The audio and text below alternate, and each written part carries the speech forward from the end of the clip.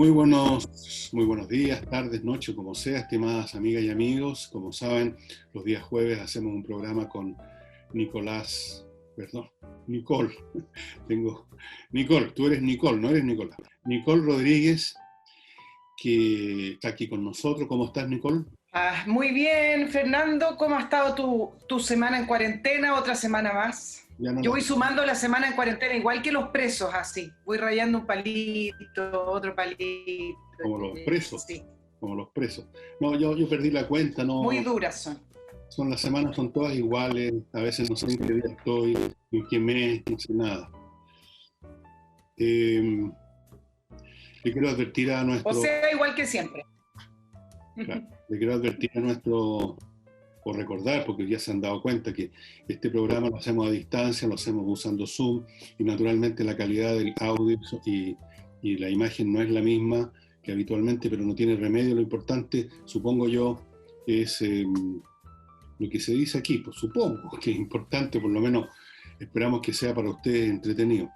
Yo creo que podemos partir con algunas buenas noticias. Tú has recibido algunas buenas noticias, yo recibí buenas noticias de Lavi, y por eso te dije Nicolás en vez de Nicole, de un amigo que se llama Nicolás, que es un ingeniero, un geólogo. Un geólogo no es simplemente un geólogo, es un geólogo que ha estado en cargos de altísimo nivel en empresas mineras mundiales, ha sido vicepresidente de divisiones de grandes empresas que se instalaron y que algunas de ellas están en Chile todavía. Es un hombre que conoce a la comunidad de la gran empresa minera mundial y se reúne en asambleas que tienen de vez en cuando, está muy metido en el asunto. Entonces, primero me contó algo que de todas formas es público, no necesitaba las confesiones de Nicolás para saberlo, pero parto por ahí. El precio del cobre ha subido bastante, es el precio más alto en muchos trimestres, Nicole, lo cual es una muy buena noticia. Es buena noticia también, creo, y ya vamos a ver por qué creemos que son buenas noticias, el que las bolsas en Estados Unidos se pegaron un salto increíble. Nicole, no sé si viste tú eso. Vamos a ir por parte para empezar con lo que tú decías, pues un poco de alegría, y ahí lo voy a juntar con las explicaciones que tuvo que dar el ministro de Salud por ser un poco más auspicioso. Mira, las cifras se ponen un poco mejores y él tiene que explicar por qué se pone positivo, pero bueno, ya vamos a ir a eso. Primero vamos con lo real. Sigo con las buenas noticias. Con las buenas noticias, como por ejemplo, que junio fue el mes más lluvioso desde el año 2005. Me parece que es una estupenda noticia. Estupendo. Sabemos que el tema de la sequía es un tema que se nos va a venir en algún minuto. Ya está acá, pero se nos va a venir. Tú sabes que curiosamente el gobierno instruyó una mesa de estudio para ver cuál era el nivel de sequía en cada región. Salieron algunas conclusiones hace pocos días atrás, donde curiosamente las 3 regiones con mayor dificultad de acceso al agua potable es en el sur del país, donde más llueve por lo demás. ¿Por qué saco a colación esto y me escapo un poco de las noticias positivas? Porque necesariamente el tema de la sequía es directamente proporcional a los problemas que trae para la ciudadanía, sino que más bien son los problemas de inversión y de cómo se gestiona el agua. Finalmente terminamos en un tema de gestión. Si no, imagínate lo que sería de los países que son desérticos, países como Israel, que exporta agua y no tiene agua. Entonces, lo traigo a colación para que quizás en otro programa podamos hablar de la gestión del agua. Fernando. Ese estilo que tienes así de pasarme como en la televisión o en la radio. Me encanta. Esto es como un reporteo deportivo. Bueno, adelante en los estudios. Bueno, les estaba contando que las bolsas subieron en Estados Unidos de una manera muy impresionante. O sea, estamos hablando de una subida no de 0, algo, sino que de 20-30%. Y ustedes dirán, esto es un rebote, el típico rebote que llegan los tiburones a agarrar lo que bajó de precio el día anterior, pero no es el caso. No había habido ninguna baja especial el día anterior o la semana anterior. Y uno hace la siguiente reflexión. Detrás de estas decisiones de millones de personas o empresas que a nivel del mundo deciden o vender o comprar, y de ahí determinan los precios de las acciones, hay una especie, está funcionando lo que podríamos llamar un cerebro colectivo inmenso, que no tiene conciencia de sí mismo, pero es capaz de pensar. Así como nosotros cuando manejamos estamos pensando lo que estamos haciendo, pero no tenemos conciencia. Y ese cerebro, por algún motivo, y esto lo conversé con mi amigo geólogo, decidió que era buena onda, era buena idea ir a invertir, ir a comprar. ¿Qué es lo que está viendo ese cerebro? Le pregunté a mi amigo. ¿Qué es lo que está pasando para que suban las bolsas? ¿Por qué subió el cobre? Y bueno, todo esto es muy especulativo todavía, pero parece ser que hay signos que algunos han captado y estos se expanden por este cerebro gigantesco, por las neuronas y las conexiones, de que van a venir muy pronto buenas noticias respecto al tratamiento del COVID. Es totalmente especulativo lo que estoy diciendo, no estoy haciendo un aviso de nada, que quede claro, no estoy jugando ninguna cosa. Es simplemente informaciones, pedacitos por aquí, por allá, que uno junta y pega, las suma con otras, saca conclusiones, recibe información. Pareciera que hay algo positivo que puede ser erróneo, puede haberse equivocado este cerebro mundial. Pero, mientras tanto, es una buena noticia. Lo del agua me contaron, no sé si será cierto, que esa comisión, esa mesa que se juntó en una oficina, se les llovió a la oficina. ¿Es cierto? Algo contaron de eso, así es, así es. Oye, con respecto al tema de... Espérate, déjame terminar un punto, porque tú tocaste el asunto de que en el sur hay problemas, a pesar de lo que llueve, y la razón es precisamente esa, que a lo largo de generaciones ha llovido siempre, nunca se constituyó en un problema en el sur el agua, y por lo tanto, en el sur no hay embalses, punto, no hay embalses. ¿Dónde se va a cuidar el agua? ¿Dónde se va a juntar? En cuencas naturales, en pozos naturales, en reservas naturales, pero que naturalmente también en los periodos de sequía se van agotando. La gente del campo te puede contar que cada vez tienen que cavar, o tenían que hacerlo más profundo, los pozos para sacar agua. No hay obras civiles de ingeniería en gran escala como las hay en el centro y norte del país, donde precisamente porque el agua era un recurso más escaso, más dudoso, se hicieron. ¿Qué sería de Santiago sin el embalse El Yeso, por ejemplo? Y en el sur no hay nada de eso, no hay obras civiles de ninguna clase. Entonces llueve, el agua hace salir ese pasto precioso que nos gusta pero la gran, qué sé yo, el 90% se va al mar al tiro. Muy poco queda en la tierra, en los pozos, en las quebradas, en los ríos, son ríos de torrente que se llaman, o sea, ríos que crecen con una lluvia, pero se desaparecen rápidamente cuando el agua llega al mar. Y en esas condiciones no es nada raro que se dé esa paradoja, Nicole. Eso. Siguiendo en la línea del alza en las bolsas de valores, bueno, porque también hoy se sumó otra buena noticia con respecto a los resultados positivos que arroja otra de las vacunas que se están probando, y en esta oportunidad fue de la norteamericana Pfizer con la alemana BioNTech, cuyos resultados al parecer fueron bastante positivos. Pero mira, el mes de julio trae también nuevas esperanzas, porque parte de las pruebas que está haciendo la vacuna de Oxford es que se comienza con la experimentación en humanos, que es la última fase, que es la fase 3. No solamente con eso, además, a partir de hoy se abrieron las fronteras de Europa. Entonces, hay nuevos bríos, hay nuevos aires que hacen ver, por lo menos, un poco más la luz al final del túnel, ¿no? Eso es más o menos lo que podríamos hablar de las noticias positivas. Y con respecto a Chile, algo chiquitito. En Rapa Nui se iniciaron las clases presenciales. Entonces, como uno va cambiando su vara de medición en cuanto a lo que le trae positivismo o no en relación a los contextos, al parecer en esta oportunidad nos vamos a poner muy contentos, no con grandes cosas, sino que solo con volver a la normalidad, con poder quizás retomar esa rutina que a veces uno odiaba, pero poder salir a la calle en libertad sin tener que pedirle permiso al gobierno o al Estado chileno, algo tan mínimo, ¿no es cierto? Entonces, al parecer, Julio puede traer esas buenas noticias. Espero que sí, pues para mí me bastaría, fíjate, poder salir los viernes en la noche con los dos amigos que me quedan a tomarme un pisco sour y comer rico en un restaurante chino que tú conoces. Ya sé dónde. Sí. Me bastaría con eso, pero en fin, como tú decías, pequeñas cosas ahora bastan para levantarnos un poco el ánimo A mí, no sé, no tengo ninguna base científica, no tengo ninguna información, nada. Tengo un pálpito, ¿no? Pero yo confío en mis pálpitos porque en general me funcionan. Tengo un pálpito que tan bruscamente como llegó toda esta cuestión y nos desmoronó la vida a todos los habitantes del planeta, vamos a salir. Vamos a salir y vamos a salir creciendo fuerte.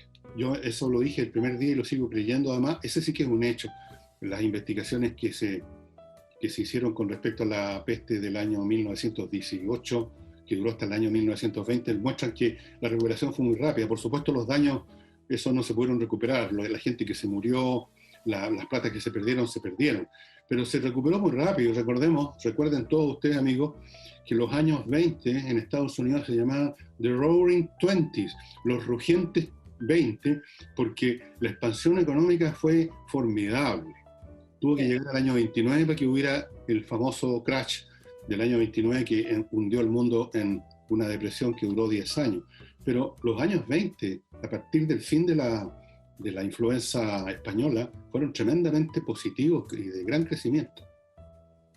Así es. Bueno, y otro de los indicadores positivos que nos va a dar pie para el análisis de hoy tiene que ver con las claves que reflejan la baja de contagio en nuestro país, claves que son importantes, son objetivas para poder medir si está funcionando de alguna manera las medidas de la cuarentena o las medidas sanitarias.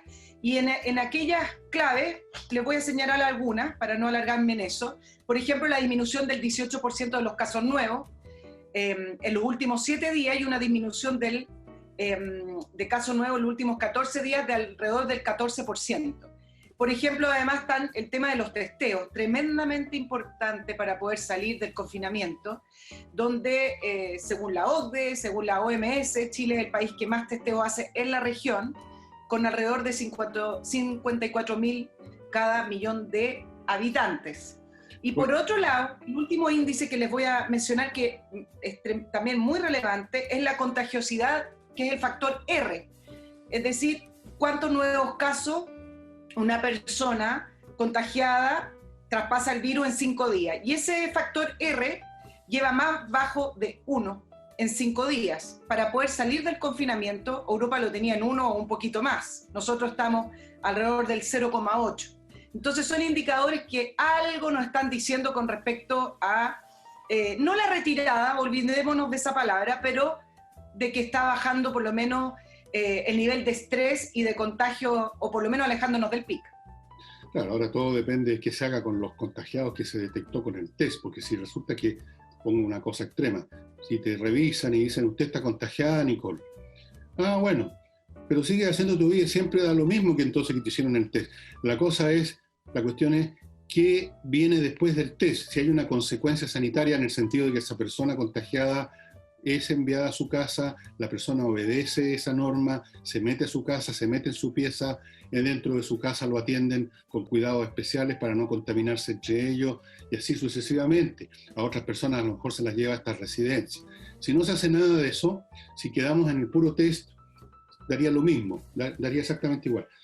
Y ahí entra a jugar el tema de las disciplinas sociales, que ya no es un tema que dependa mucho del gobierno, ya depende de toda nuestra historia como sociedad. Vamos a ver. Sí, en ese punto, el gobierno adelantó su, no sé si nuevas medidas, pero la nueva estrategia de testeo, trazabilidad y aislamiento. Y es importante porque finalmente, para poder salir del confinamiento y yo le llamo arresto domiciliario, sí, me van a perdonar, pero para mí yo estoy arrestada. Para poder salir de este arresto domiciliario se necesita la estrategia de poder hacer la trazabilidad. Chile tiene alrededor de un 60% en trazabilidad, el porcentaje ideal es de un 90%, entiendo que a través del aumento del call center, de la respuesta a los laboratorios y de la estrategia que está armando el MinSal, entiendo que se va a llegar arriba del 70%. Ahora, ¿dónde es que quiero poner quizá el análisis hoy? Es que cuando sale hoy el ministro de Salud a dar la cifra y dice que se ve una leve mejoría, tuvo que empezar a defenderse de sus palabras y decir por qué habló de leve mejoría y que acaso no era un poco prematuro hablar de mejoría, y tuvo que dar explicaciones. Entonces, Esto me hace pensar que acá hay... ¿Quién le pidió explicaciones? Bueno, está constatado en la prensa y el colegio médico tratando de no perder quizás esa cuota de poder que obtuvo en un principio, cuando ya ve que hay números que podrían estar mejores, el colegio médico sale con un planteamiento nuevo y exigiéndole al Ministerio de Salud con un nuevo plan que ellos proponen. Pero antes de irme a eso, y con respecto a toda esta falsa polémica quizás que se da por tener que dar explicaciones ante tener un futuro auspicioso, uno siente que hay dinámica, hay gremios, hay una parte de la opinión pública, hay partidos políticos y parlamentarios que no están a favor de desconfinar a la población. Si al final deberían estar todos trabajando para aquello, pero pareciera de una manera muy liviana o que les calzó muy bien esto de tener a la población en control y bajo el poder bajo el poder del Estado. A mí, por lo menos, esa actitud tan fácil que adoptaron con esto y cómo hoy presionan al gobierno, sacando la colación de inmediato en que todavía no puede cantar victoria y que los números no reflejan nada, etc. Hay esta dinámica muy potente que se instala para que el gobierno después se asuste o tenga que dar explicaciones al sacar las cuarentenas porque puede venir una alza en contagio, como ocurre en Europa, y eso va a pasar, o nuevas cifras de fallecimientos un poco más elevadas, etc. Y el problema es que estamos ante un gobierno que le gusta el éxito, el mostrar éxito. Entonces, creo que ese exitismo trabaja en contra de la ciudadanía, porque esto no se trata de éxito. Si uno entiende de cómo se manejan los virus y cómo circulan los virus, esto no es un problema de éxito o fracaso, esto es un problema de entender que vamos a tener que volver a las vidas manejando el virus no se va a ir. Entonces ahí es donde siento que hace falta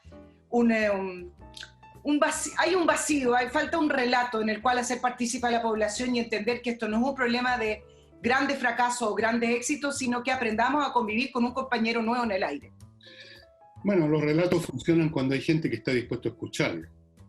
Y en este caso una comunidad que funciona como comunidad y que escucha lo que dice papá Estado. Acá tenemos una sociedad muy dividida.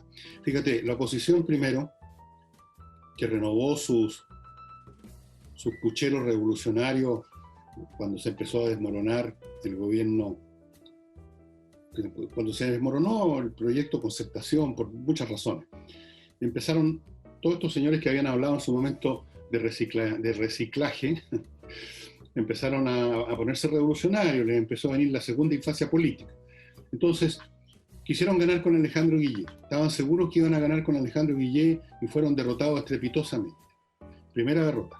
Después quisieron, con la insurrección de octubre, llegar a sus objetivos, hacer renunciar al gobierno, cosa que todavía algunos hablan, con las movilizaciones, como llaman ellos, en las calles, con los vandalismos, los saqueos, los incendios y toda esa situación.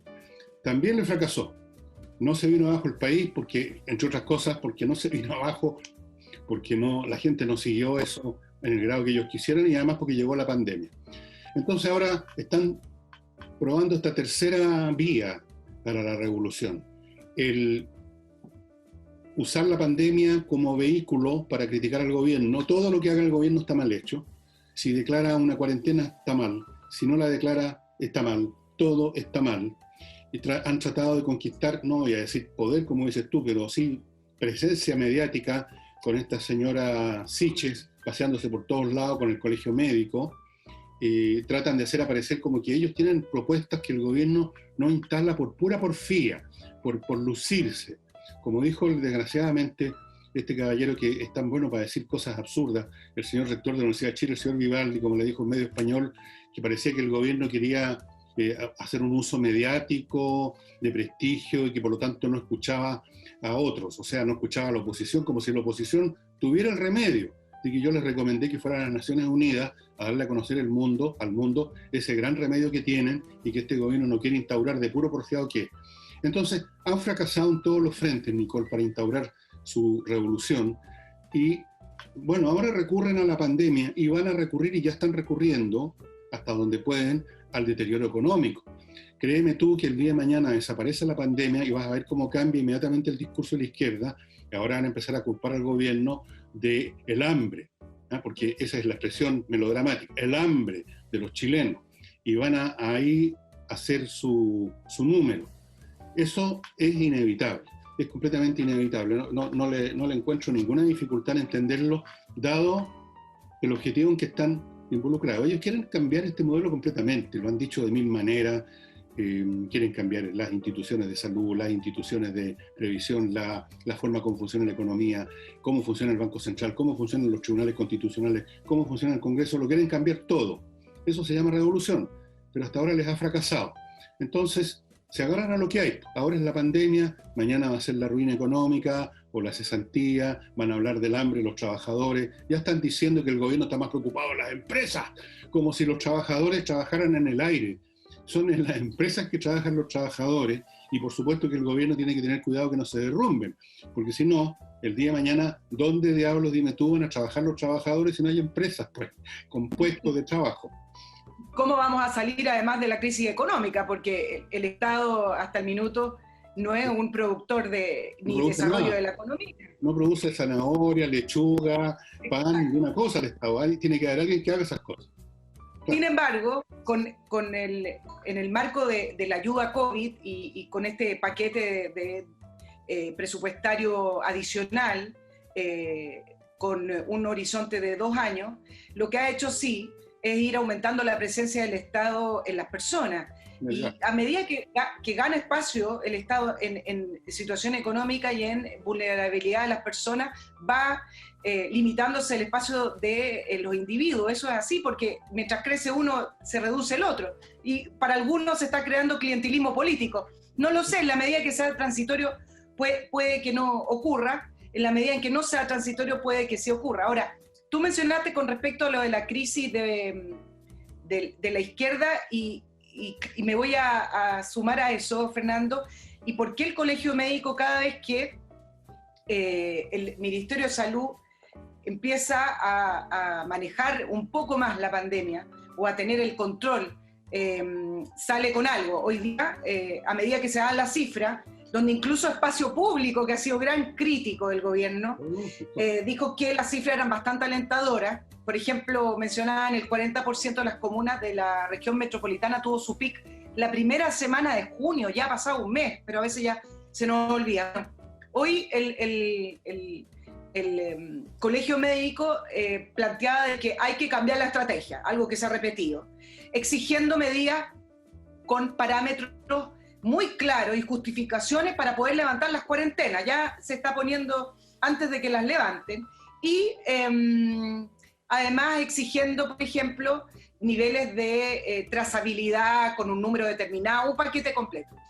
¿Por qué te menciono esto? Porque tú hablaste de la crisis que ocurrió en octubre, y para algunos una de las curiosidades que arrojó octubre es que la izquierda y la oposición no pudo levantar ningún líder específico, o un líder por lo menos que uno pueda proyectar para unas futuras elecciones presidenciales, con un liderazgo claro que haya surgido de esa gran crisis de octubre. Sin embargo, con la pandemia y con el coronavirus, ya muchos ven a Isquia Siches como la gran líder de la izquierda. Y entonces les interesa que esté siempre sobre la opinión pública y contrarrestando al gobierno. Entonces, cuando se lean estas noticias, me parece importante poder leerlas, que en el manejo de la crisis del coronavirus todo va mucho más allá de lo sanitario. O sea, al final de cuentas eso es lo importante, y leerlo desde ese punto de vista. Claro, desde luego. A mí me da la impresión, como colectivo, no sé, los individuos podrán tener distintas posturas dentro de la izquierda, pero como colectivo da la impresión que a la izquierda no le interesa que le vaya bien al país, ni en esta materia ni en ninguna, porque si no se quedan sin nada. Efectivamente, ¿qué podría exigir? Y por Dios que se usa en Chile ese lenguaje de la exigencia. Hasta el último Pelafustán anda con el lenguaje yo le exijo al gobierno. Bueno, no les interesa. Suponte tú que mañana este gobierno, Piñera, en su laboratorio de aficionados, descubre una droga milagrosa. Suponte que se puede curar a la gente de un paraguaso, que la economía sale zumbando para arriba al tiro, y todo bien, todo perfecto como en una película de Walt Disney, todo un happy end, estarían llorando a gritos en la izquierda, porque ahí se les termina, digamos, toda oportunidad de mantener una presencia, de hacerse los salvadores de Chile, porque a veces hacen la comedia de que están cooperando, de que ellos quieren colaborar, y para eso tienen algunos miembros de la izquierda que son buenos para ese papel. Tú sabes, en Hollywood siempre hay actores que son buenos para ciertos papeles y para otros no. Entonces tienen algunos moderados que son los que salen a hablar de la cooperación. Cuando se necesita vociferar, tienen al tal Jadwe, que se sube a un cajón azucarero a gritar. Y entre paréntesis, para tu información, aunque yo casi no lo creía, casi se me cayó el pelo, Jadwe está entre los más presidenciables en la encuesta, junto con Lavín, el eterno presidencial, el eterno inventor del sistema criminal, el ESMOG. Bueno, ahora está Jadwe, que no sé qué es lo que habría inventado Jadwe, un personaje no precisamente muy atractivo, está ahí, comunista, con esa iracundia y esa pasión sanguínea muy propia de su pool genético, creo. Jadwe, tú sabes que fue el primero en ponerle una querella criminal al ministro Mañalich, y varios le hacían notar por la muerte, y varios le hacían notar que cómo pone esa querella, siendo que Recoleta es de las comunas con más fallecimientos. Bueno, hay que alguien presente una querella criminal contra Jadwe, entonces. Debería ser, ¿no? Ya que estamos presentando dos querellas acá, presentemos una contra Jadwe. Qué sé yo, la Asociación de Sordomudos podría presentar una porque grita muy fuerte o alguna cosa así. Siempre se puede hacer alguna cosa. Bueno, esta gente no propone nada, vive de los problemas. Si no hay problemas en Chile, no tienen nada de qué hablar. Si no hay pandemia ni hay crisis económica, ¿de qué estarían hablando? Estarían apoyándose en lo que puede ser la primera línea en las calles. Estarían en esa. Y desde luego yo no descarto que van a volver esas instancias de la revolución a las calles. Te lo aseguro, lo pongo firmado. O sea, todo el mundo lo sabe. ¿No es así? ¿Nicole? Sí, con respecto a ese punto, igual hay una fracción de la oposición y en conjunto con los parlamentarios que no ha abandonado el tema de la Constitución y la levantan siempre que pueden. El gran objetivo final del sector de la oposición es el cambio de la Constitución. Y la pregunta ¿para qué y por qué? Todavía no la responden. Lo que sí, en los análisis internos, como lo hace Atria, que ya dio por muerta la Constitución. No se ha efectuado el plebiscito, la Constitución es lo que nos sigue rigiendo, la Constitución del 80, serán con las modificaciones de Ricardo Lago o no. Tenemos una carta constitucional y varias personas de la oposición la han dado por muerta. Y todo esto en el contexto de poder explicar por qué los parlamentarios siguen adelante con mociones inconstitucionales o proyectos inconstitucionales, siendo que el análisis es al revés. No es porque esté muerta la Constitución, sino que a través de las mociones inconstitucionales o a través de propiciar proyectos inconstitucionales es que la quieren matar, me parece, ¿no? Es al revés. Es correcto, porque, bueno, un revolucionario es por definición ilegal. Él quiere cambiarlo todo, él quiere echar abajo el sistema legal, valórico, etcétera. Así que por definición un revolucionario no puede estarle rindiendo pleitesía a lo que hay, porque justamente él quiere lo contrario. Estas personas lo quieren cambiar todo, la Constitución, la salud, la educación, las concepciones que tengamos del sexo, de la educación, en todo orden de cosas. La gente no se da cuenta a veces, pero échenle una mirada a los textos de estudio que aprueba el Ministerio de Educación, echen una mirada a qué cosas están escuchando a veces niñitos de 7, 8 años en los colegios, en las clases, en ciertas clases. Es un proceso global que abarca muchos aspectos y que la gente ve muy poco de toda esta cuestión. Entonces, ellos quieren cambiarlo todo, ellos quieren una revolución. ¿Sí? En el fondo consideran que este modelo político, social, cultural es un asco, les parece pésimo, y quieren un mundo distinto y nuevo, y para eso no van a vacilar en ningún método. La calle, la revuelta, los incendios, los saqueos, echar abajo la Constitución, leyes ilegales, you name it, lo que sea. Atacar a los ministros, atacar al presidente, pedir la renuncia. Incluso un personaje tan poco creíble como Marco Enrique Minamis ha tenido las patas de empezar a nombrar un gabinete a su gusto el otro día. O sea, Por supuesto, a la isquia la puso de ministro de Salud. Mira, lo único que le faltó decir que se ponía a sí mismo el presidente. Eso nos ahorró eso. Todo el resto del ministerio, el gabinete para ese gobierno futuro de estos empresarios de la revolución, todo lo nombró. Entonces, mira, todo lo que puedan hacer, lo van a hacer. Todo. Y a propósito, ya que sacaste el tema de Constitución, ¿cómo ves venir eso? Porque, oye, julio, agosto, septiembre, estamos a 3, 4 meses y estamos hablando de un mecanismo básico para ellos, para cambiar este país. Básico. Es la gran herramienta. Echan abajo esta Constitución, empiezan a crear una a su gusto, más bien dicho, el gusto del Partido Comunista, básicamente donde la tienen lista, terminada, y ahí se dan los instrumentos jurídicos para lo demás. Quiero recordarle a los visitantes de este canal que en todos los grandes cambios políticos, económicos de una sociedad, el tema jurídico es uno de los primeros. ¿Tú sabes cómo Adolf Hitler se llegó al poder absoluto? No fue llegando a Berlín en una camioneta disparando tiros al aire, con mecanismos legales. Mecanismos legales, lo nombraron en un cargo, desde ese cargo empezó a tomar medidas jurídicas, políticas, y generó un aparato constitucional, legal, que le permitió a su vez dar los pasos siguientes, que terminaron todos sabemos en qué. Entonces hay que tener mucho cuidado, y yo creo que este tema de la Constitución, que por ahora está durmiendo el sueño de los justos, va a despertar a más tardar en agosto, y vamos a ver cómo aviva el fuego la oposición. Que ahora está. Claro, ahora te voy a leer las frases porque son impresionantes. En el caso de Fernando Atria decía, no está viva la Constitución hoy, es un cadáver. Cuando una Constitución está viva, acusar a otro de actuar contra ella no es menor, y en este caso, refiriéndose a las mociones inconstitucionales, y en este caso no pasa nada si un parlamentario o el Pleno del Congreso aprueban un proyecto inconstitucional. Esa es la justificación que da.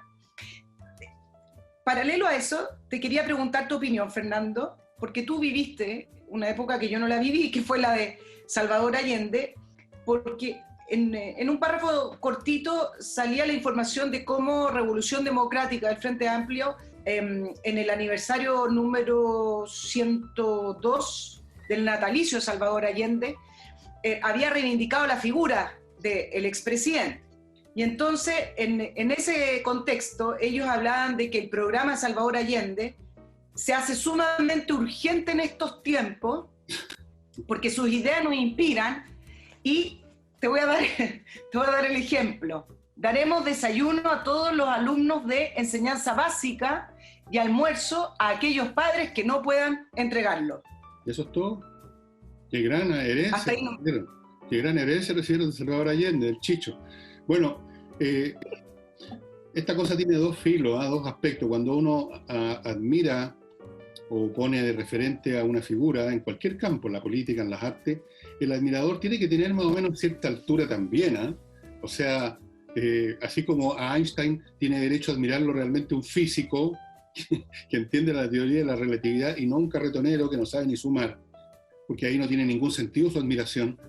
Yo diría que los del Frente Amplio están demasiado lejos de la estatura de Salvador Allende para siquiera ponerlo como referente. Yo conocí a Salvador Allende incluso en persona, estuvo en mi casa en alguna oportunidad, y estuvo en la universidad cuántas veces. O sea, era un hombre que se movía en círculos que coincidían con los que me movía yo, y estaba muy por encima de cualquier tipo que tú agarres con pinza ahora del Frente Amplio, muy por encima en cultura, en inteligencia, en todo, lo cual no quita que su programa, como lo demostraron los hechos, no era inviable. Un programa que no recibe el apoyo realmente masivo de una sociedad no puede funcionar. Menos todavía si ese programa es un cambio como el que quería Salvador Allende. Tú no podías hacer una revolución con el 30% de la población. Entonces, tratando de forzar las cosas por otro lado, con esta ayuda que Salvador Allende decía, no me ayude usted, compadre, a los miristas y a otros grupos extremos de esa época que hacían toma y todo. Bueno, Salvador Allende debiera ser un referente quizás como persona, una persona valiente además, valiente. No salió arrancando como tantos otros líderes sudamericanos que se suben a un avión con maletas con plata, se quedó ahí, murió ahí. Pero en lo político, su programa fue un fracaso, su proyecto fracasó estrepitosamente, y tratar de ponerlo como algunos todavía hacen, como un programa que era perfectamente viable y solo por accidente falló porque llegaron los militares. No, al revés, los militares llegaron porque el programa era un fracaso, estaba fracasando todo en la economía, en todo orden de cosas. Tú no puedes hacer un país nuevo, un país distinto contra la voluntad de una parte importante de la población. O sea, a menos que entonces te pongas a acusar a esa parte importante de la población que fueron los culpables que no funcionara el programa. Pero los programas tienen que tomar en cuenta eso. Quiénes te apoyan, quiénes van a estar contigo, quiénes te van a seguir, quiénes van a transar contigo, por último, quiénes van a negociar. Tú no puedes, digamos, mirarlo como obstáculos materiales, como una piedra, qué sé yo. Entonces, esas referencias además hablan de esta tendencia que tienen las izquierdas de establecer, y a pesar de que se consideran muchos socialistas científicos, de establecer mártires, de establecer figuras sagradas del pasado a las cuales adoran. Es una demostración icónica, Nicole, de que estos movimientos no miran hacia el progreso como ellos creen, hablan tanto del progreso, sino que miran al pasado todo el tiempo, un pasado cada vez más remoto y además un pasado que fracasó. ¿Qué más te puedo decir? Hay una tesis que se lo ha leído a varios columnistas que habla de que Chile cada 40 o 50 años tira la casa por la ventana en cuanto a su desarrollo y se quiebra. No sé si es tan real, algunos hablan de que eso ocurrió el 5, ocurrió el 73 y podría o está ocurriendo ahora. Es probable, estoy terminando ya, lo voy a publicar en un par de meses, un libro donde analizo toda esta cuestión con calma, no estaba apresurado a sacar un libro al tiro, como hicieron algunos, y pongo ahí un ejemplo que tiene que ver con eso, un ejemplo sacado de un libro de ciencia ficción, sobre una cucaracha que está en una tina de baño y quiere subir, y va trepando por la pared de la bañera, pero siempre cuando llega a cierta altura se cae. Ahí lo vence la fuerza de gravedad, el peso, qué sé yo, se cae y empieza de nuevo a subir y vuelve a caerse de espalda del loro la pobre cucaracha. Bueno, déjame un momentito ahora para mencionar mis sponsors. Primero, Lavoclub, estimado amigo, ya saben, el mejor detergente para la ropa que ustedes pueden encontrar por millones de razones. Primero, vienen en un tanque de 10 litros que les dura mucho tiempo, lo tienen al lado de la lavadora ahí, pasan los meses. Segundo, se lo van a dejar a su casa, se tienen que molestar. Tercero, es biodegradable. Cuarto, es hipoalergénico. ¿Quién más pide, hombre, por Dios? Y ahora la empresa Lavoclub está también entregando, produciendo y distribuyendo un suavizante para después que usted lava con el detergente. Usted sabe, ¿qué le voy a explicar yo a la señora? Echan el suavizante y queda con un rico olor y la ropa no queda áspera como ocurre a veces con los detergentes. Así es que Lavoclub, a mi izquierda o a mi derecha, no sé dónde los va a poner Nicolás, están los monos, las ciudades, los teléfonos, la dirección de Lavoclub. Y Nicole, si tú quieres vender tu casa algún día, te tienes que poner en manos de Hey, el corredor más rápido de Chile, el que vende más rápido, el que vende mejor, porque el tiempo es esencial en una operación comercial, ¿no es verdad? No solo eso, sabe encontrarle arrendatarios si usted quiere arrendar su propiedad, buenos arrendatarios, sabe administrar arriendos si usted se cabrió de recorrer a todos los arrendatarios y escuchar las quejas, deje que las escuche Hey, y sabe tasar propiedades poniéndoles el precio correcto para que ni usted pierda plata ni tampoco pierda el tiempo con un precio que nadie está dispuesto a pagar. Les recuerdo además en este primer bloque el ajedrez, el producto completo que está entregando ahora Pablo Tolosa en espacioajedrez.com, no solo el tablero con las piezas y todo lo que se necesita para jugar, una licencia para entrar a espacio ajedrez, etcétera, sino que además este reloj digital, ya les he explicado que esto le agrega al juego la variante tiempo, que es fundamental en cualquier actividad humana para que tenga sentido. Todas las cosas que estuvieran en la eternidad pierden automáticamente su sentido, no terminan nunca. El reloj de ajedrez digital también le ofrece a usted las licencias gratuitas para entrar a espacioajedrez.com. Así que este es un excelente producto que se lo recomiendo. Si compran las dos cosas van a tener el combo completo para jugar ajedrez con sus amigos en las ahora largas tardes hogareñas que le gustan tanto a Nicole.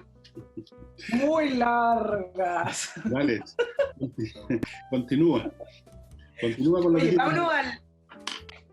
Vámonos al tema de la discusión que se está dando sobre el proyecto del derecho de los niños a manifestarse, Esto se da en el marco de la discusión del proyecto de las garantías del niño, que es un proyecto que se ingresó en el 2015 en el segundo gobierno de Michelle Bachelet. Y hace algunas semanas vimos esta indicación que incorporaron algunos senadores como Jimena Rincón y Quintana y Navarro, entiendo, en los cuales, es todo un batallón, entonces, de los cuales le incorporaron conceptos como autonomía progresiva, madurez del niño, para algunos conceptos muy vagos que al final va a causar confusión y problemas. Algunos hablan de se le quita autonomía y autoridad a los padres. Bueno, no quiero entrar directamente en esta moción en el derecho a manifestarse, que me parece que están haciendo un punto ideológico, un punto político. No sé si tú estás de acuerdo. La revolución, pues, sí, lo abarca todo, hasta eso, la crianza de los niños. Sí, y en ese marco, cuando se habla del interés de los niños primero, les quiero dar 3 ejemplos que ilustran el desinterés que tienen realmente por los niños. Uno, hay un proyecto de kinder obligatorio que debería haberse votado hace 3 semanas y lo han ido postergando. Lleva prácticamente 2 años en trámite, donde se contempla el acceso universal y gratuito a niños a partir de los 2 años con el kinder obligatorio. Se han dado argumentos que son no sé, son muy básicos, muy simples. Incluso una senadora dijo que ella no estaba a favor del kinder obligatorio. Otros hablan de que la educación infantil se va a convertir en un bien de consumo. Bueno, todos esos argumentos que hemos escuchado en otras discusiones también. Yeah. Claro, y lo curioso que se da con el kinder obligatorio es que está en el marco de una ley que ya se aprobó el año 2013, que es que se aumentó en 1 año la educación obligatoria. Pasamos de los 12 años a los 13 años. Por eso hay que aprobar el kinder obligatorio. Bueno, no importando las razones incluso de académicos donde hablan de la estrecha relación que existe entre la educación temprana y las futuras habilidades de las personas o el rendimiento de las personas. Bueno, ahí está descansando el proyecto del kinder obligatorio. Esta semana también se debería haber votado y por lo que vemos no se va a votar. Además de eso, hay otro proyecto de niños que está también durmiendo, descansando, como se les habla a los proyectos que no avanzan, que es el proyecto que reemplaza el Sename en el Servicio de Protección de la Niñez, que divide en 2 el Sename, uno para la protección de la infancia vulnerable y otro más bien con un énfasis en la rehabilitación para casos delictuales y de adolescentes. Y acá lo traigo a colación porque del tema Sename, ¿se acuerdan que investigaba el fiscal Marcos Emilford, que renunció a Fiscalía el año pasado? Derivó otra arista, y acá viene mi tercer ejemplo, otra arista donde conocimos como 3.500 millones de pesos que tenía el proyecto ASCAR, que era un proyecto bien específico, que era para poder establecer parámetros objetivos con un software. Era bastante acotado el proyecto, pero para poder ayudar a aumentar la atención y la satisfacción, si se podría decir así, de las fundaciones y de los hogares que atendían a estos niños. Bueno, el programa ASCAR, como lo di a conocer la semana pasada, según Fiscalía, no cuenta con mayores antecedentes, por lo tanto cerró el caso y el fiscal dice que con esto, con los antecedentes que tenía no puede probar ningún delito. En el caso ASCAR estaban imputados, primero fueron a declarar como testigos, luego fueron imputados la ex ministra de Justicia Javiera Blanco y José Antonio Gómez, además de otros personajes. El punto central es que en el caso ASCAR no trabajaba mucha gente y se comunicó con nosotros una de las personas que fue el diseñador original del proyecto. Trabajó ahí 4 meses y me explicaba todo lo que le contó a Fiscalía, que no es tanto secreto, no es una gran investigación que debiera haber hecho Fiscalía, sino que los antecedentes están ahí. Y él mostró y dejó todos los antecedentes con los cuales demostraba que una vez que salió y que hubo cambio de gobierno, el programa se utilizó para contratar a personas por trabajar en nada, o por trabajar muy poco, o por trabajar en otra cosa. Además, hay otro tipo de compra con cargo al programa, y el punto es que finalmente nos damos cuenta que Fiscalía no tiene interés o tiene presiones, pero cerró el caso. Y esto a pesar de que Contraloría, en su auditoría interna, determinó que existen malversación de fondos o posible fraude fiscal en el caso y donde levantó cuestionamiento a contrataciones por 341 millones de pesos honorarios de personas que no contaban con el currículum adecuado, o compras por 30 millones de pesos en otro insumo, bueno, etc. Lo que hace entender que se utilizó el programa ASCAR para pagar cualquier cosa que ellos quisieran a los amigos, a los compañeros, al favor político, y eso Fiscalía no lo pudo probar. A mí me parece que hubo un escándalo. Yo me comuniqué además con la persona que reemplazó al director original, es una persona colombiana que hoy vive en Colombia, me comuniqué por WhatsApp, me dijo que le causaba frustración, le causaba dolor ver en lo que se convirtió ASCAR para el segundo gobierno de Bachelet y puntualmente para el Ministerio de Justicia, y más dolor le causa aún enterarse que Fiscalía no quiere perseverar porque considera que no tienen los antecedentes suficientes. Los antecedentes están, para que quede claro. Bueno, ese es el interés de los niños.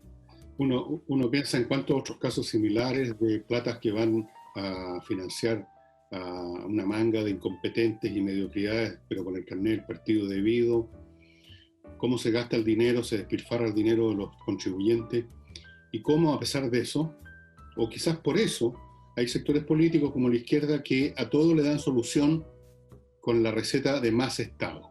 El Estado tiene que estar presente en esto, el Estado debe hacerse cargo de la salud, el Estado tiene que hacerse cargo de la educación, el Estado debe hacerse cargo de esto, el Estado debe hacerse cargo de lo más allá, y el Estado lo único que hace es hacerse cargo de llenarle los bolsillos a miles, porque son miles.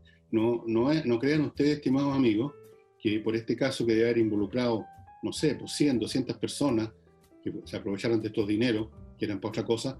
No, estamos hablando de cientos de miles de personas que de las maneras más directas o indirectas meten mano a las arcas fiscales.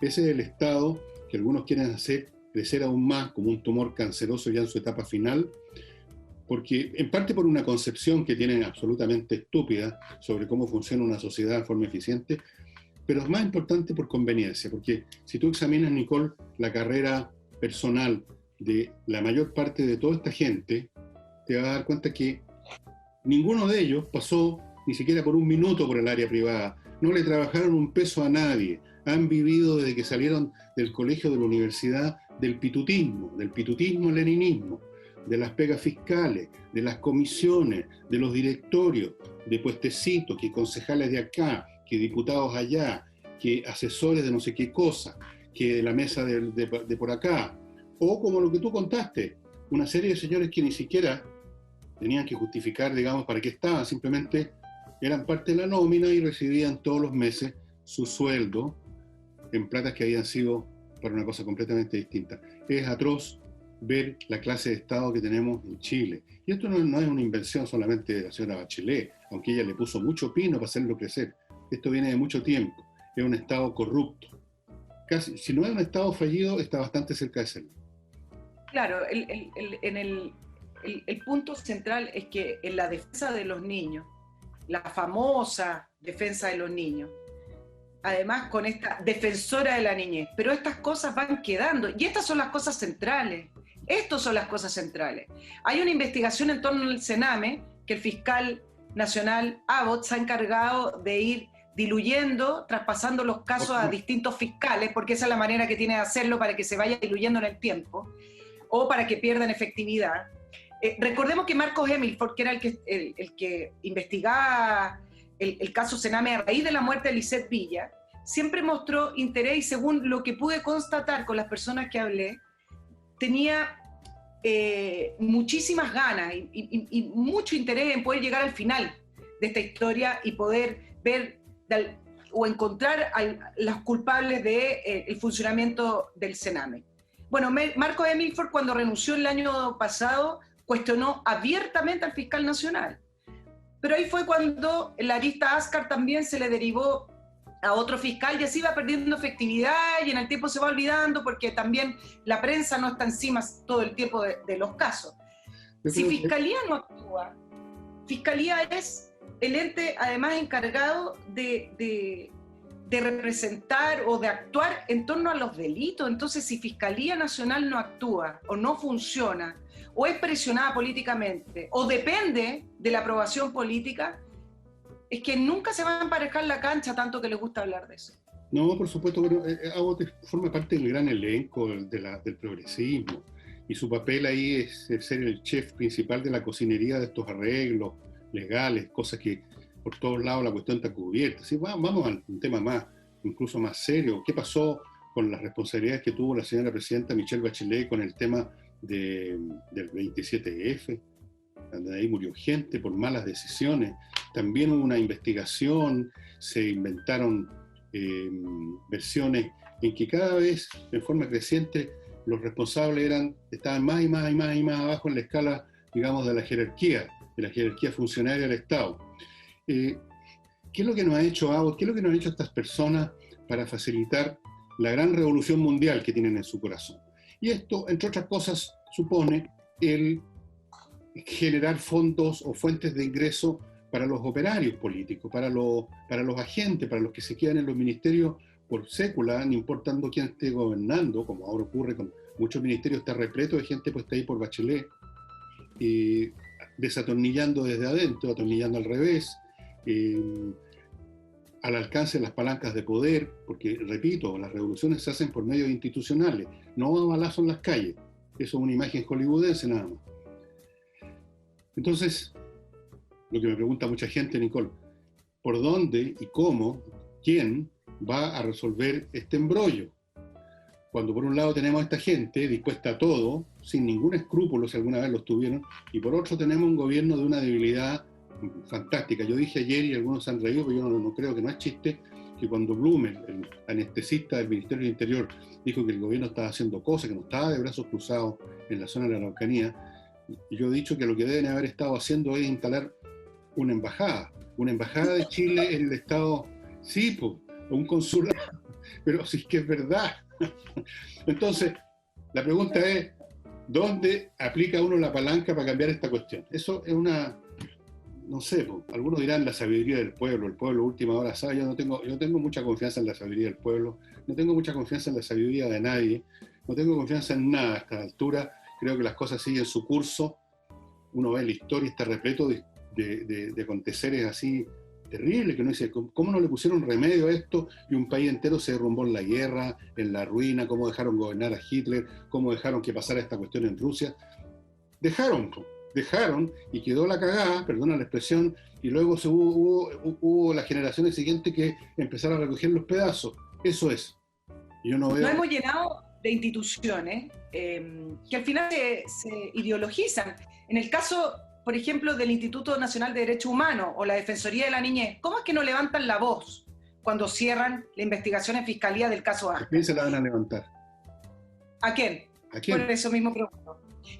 Tú sabes que el Marcos Emilford, en el caso del fallecimiento de Lisette Villa, que inició todo esto, él determinó que Lisette Villa falleció por apremios ilegítimos propiciados por funcionarios del Estado. Apremios ilegítimos, ¿te suena conocida esa frase? Sí, y nadie ha levantado la voz con respecto a eso. Los apremios ilegítimos pareciera que vinieran siempre de carabineros o de los militares o de de donde vengan. Pero acá la formalización de Marcos Emilford fue por apremio ilegítimo. Y incluso hay dibujos cuando uno ve el seguimiento de este caso, hay dibujos de cómo falleció Lisette Villa. Falleció ahogada, de guata en el suelo, de la misma manera que falleció el afroamericano, no de la misma manera con la rodilla, pero prácticamente igual como falleció Floyd en Estados Unidos. Y acá nadie levanta la voz por el Sename. Entonces, ¿están preocupados los derechos de los niños? Preocupémonos de las cosas en serio, entonces. No, olvídate de las cosas en serio, y este país ya es una chacota gigantesca. Déjame pasar ahora a mi nuevo bloque comercial. Yo ya he perdido toda esperanza. He perdido toda esperanza, señor. No la pierdas, dame un poco. Espero una intervención. Todavía confío, sí, tengo una última esperanza, que son los extraterrestres. Ya les contaré de eso porque les tengo información muy nueva. Y antes de darles esa información sobre los extraterrestres que tengo, yo tengo el celular de ellos, si no te rías, Nicole. Vamos a inviertanusa.cl, que es una empresa que le permite a usted hacer eso, invertir en Estados Unidos no solo porque conozca la mecánica legal para invertir, sino porque tiene muchas ofertas concretas, muchos negocios que están esperándolo a usted. 3.500 franquicias, cientos de ofertas de bienes inmobiliarios como terrenos, casas, departamentos, en todas las ciudades y estados de Estados Unidos. La cosa la están tirando, pero con onda. Fuera de eso, Invierta en USA le puede sacar usted en menos de 2 semanas una cuenta corriente en un banco norteamericano, lo cual facilita las cosas para una inversión, le puede facilitar y tramitar muy rápido una visa de residencia como en su calidad de inversionista, todo sin que usted se mueva a su escritorio. Invierta en USA.cl, entra a ese sitio y entérese de todo lo que pueden hacer por usted. Y también mucho pueden hacer por usted si es empresario o empresaria, hay que recalcar eso hoy en día, con Controller, una empresa creada por contadores auditores que trabajaron en empresas internacionales por 20 años y ellos tienen una dedicación exclusiva a optimizar el funcionamiento del sector de gestión de las demás empresas. Vale decir, allí donde se manejan los papeles, la contabilidad, las auditorías, los pagos de cotizaciones, salarios, todo ese papeleo y esos números, a veces hay problemas. Controller examina cómo funciona ese sector de su empresa, encuentra las fallas, los cuellos de botella, lo asesora para dejar funcionando todo eso tiki-taka. Tiene planes para empresas pequeñas, medianas o grandes. Comuníquese con ellos, no cuesta nada, no le va a costar un peso. En 5 minutos usted va a cambiar la vida de su empresa. Y antes de volver con Nicole, no olvide que usted puede desinfectar su casa completa, su oficina, la cafetería que manejas, no sé si están funcionando las cafeterías, la bomba gasolinera, donde hay un baño donde entra y sale gente, con ozono, que es el mejor desinfectante natural que existe. ¿Y quién entrega ese servicio de desinfección? Ozonium.cl. Ozonium.cl es la dirección, la empresa se llama Ozonium. Ozonium.cl, contáctese con ellos para que lleguen unos funcionarios armados con todo el equipamiento, poco menos que para la guerra de las galaxias, a desinfectarle ese recinto y dejárselo perfecto, sin COVID-19, sin otros virus, sin bacterias y sin molestar ni a usted ni a sus mascotas. Ok, Nicole, ¿qué más tienes? Adelante, estudios. Adelante, estudios. Sí, tú mencionabas lo de la Araucanía y ya que estamos en el tema de discusión de proyectos, esta semana debería votarse, no sé si van a alcanzar, pero estaba en carpeta, el proyecto para aumentar las sanciones por el robo de madera. Y el fin de semana hubo un intercambio de cartas al director y de informaciones porque en su primera instancia el proyecto no contó con los votos del senador Quintana y Huanchumilla. Y Felipe Casta hacía ver de que no entiende por qué hacen la relación del robo de madera con la causa mapuche. Al final de cuentas, haciendo esa relación, lo están estigmatizando más aún, decía, si es que estoy interpretando bien sus palabras. Tú sabes que el robo de madera, el negocio que genera paralelo es de alrededor de $20 millones. Eso es lo que les está generando. Bueno, tienen que la can de alguna manera. Pobrecitos, sino ¿de dónde sacan plata para comprar sus rifles de corcho? Tienen que tener plata y, bueno, el robo de madera, probablemente hay una conexión. En Colombia había siempre conexión entre estos negocios, entre la delincuencia común y la FARC. Así que no veo por qué no habría de haberla ahora. Así que esos señores que pegaron un respingo, el señor Quintana y el señor Huanchumilla, a lo mejor están defendiendo los intereses de los combates, de los luchadores por la causa mapuche, después de todo. Y pues, claro, y la relación que se hace además es con la respuesta de Héctor Yaitul, que fue una respuesta abierta al gobierno, cuando el gobierno dijo que iba a aumentar la presencia militar en la zona. Y realizó una declaración que para algunos fue bastante clara, y una abierta declaración de guerra, según lo que analizaron también otras personas.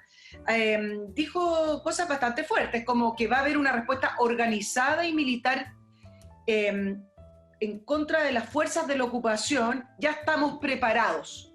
Sí. Muchos se preguntan cuál va a ser la respuesta del gobierno y no puede dejar pasar una declaración de esta naturaleza, ¿no? Yo te voy a decir cuál es la respuesta, que no voy a dar los nombres, ni apellidos, ni nada, si me pusieran fierros candentes, de otros sectores del Estado que dicen lo siguiente: ojalá el señor Yaitul se atreva a hacer eso, porque entonces ahí no vamos a tener ninguna excusa para no ir a terminar con este tema. No sé si queda claro lo que estoy diciendo. El señor Yaitul, que es un tipo que yo lo veo frente a mí caminando por la cuadra y me cambio de vereda, porque es un tipo de una expresión de agresión y de rabia y de resentimiento y de odio, pero feroz.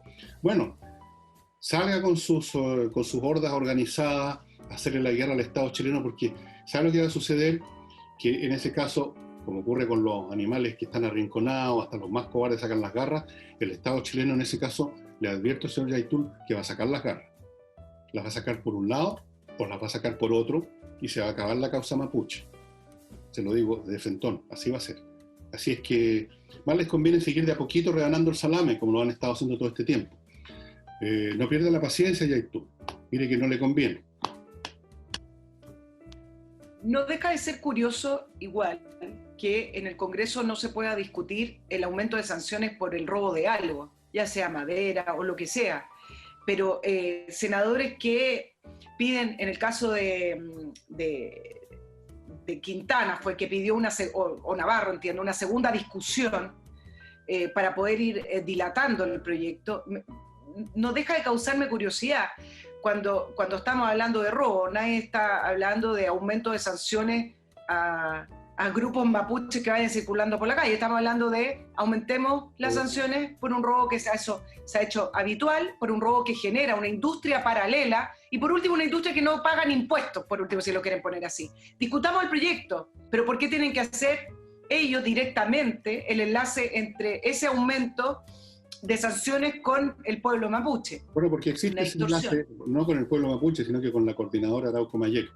Y en todo caso, quiero insistir de que el punto de estar atacando el asunto, persiguiendo a los ladrones de madera, es otra forma en el fondo de eludir el bulto. Aquí tenemos un problema con la CAM y otras organizaciones, y es a ellos ir directo. No tratar de por el ladito, cortarlos por aquí, sacarles por allá, que además tampoco se hace. Y antes de que nos vayamos, porque se nos acabó el tiempo, les quiero recordar, estimados amigos, que usted puede hacer sus trámites notariales muy rápido y sin molestarse, sin salir de su casa, con el sitio notarioexpress.cl. Ahí lo hace todo prácticamente, llena los datos que le piden para el papel que usted necesita, paga ahí mismo. Y claro, tiene que ir a la notaría, pero solo un par de minutos a retirar el papel. Tiene que ir, eso es una exigencia legal. Tiene que ir a firmar. El papel está listo, firmado por el notario. Usted ya lo pagó. En vez de estar horas en la notaría esperando que lo atiendan, va a estar unos minutos firmando y retirando el papel. Así es que más conveniente imposible. Y lo mismo también para la transferencia de vehículos. Ellos tienen una manera de hacerlo para evitarle que usted vaya al registro civil. Se nos está acabando el tiempo, nos recontra pasamos la hora, Nicole. Teníamos muchas más cosas. Yo sé que tú tenías muchas más cosas para decir, para contarnos. Lo dejamos, va a estar circulando. Va a estar circulando en la semana. Vamos a hablar de la victoria de Putin. Mira qué curioso, qué sorprendente. No, arrasó arrasó, pero qué novedoso. Arrasó. Va a poder gobernar hasta el año 2036. Estos regímenes populares democráticos. Bueno, en fin. Bueno, muchas gracias, Nicole, por haber estado conmigo.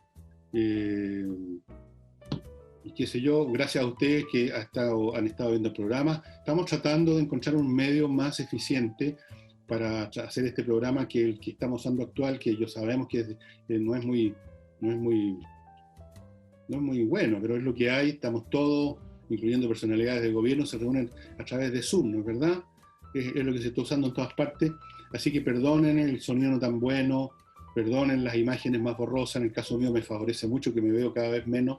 En el caso de Nicole la perjudica, la podían ver todavía mejor de lo que la ven.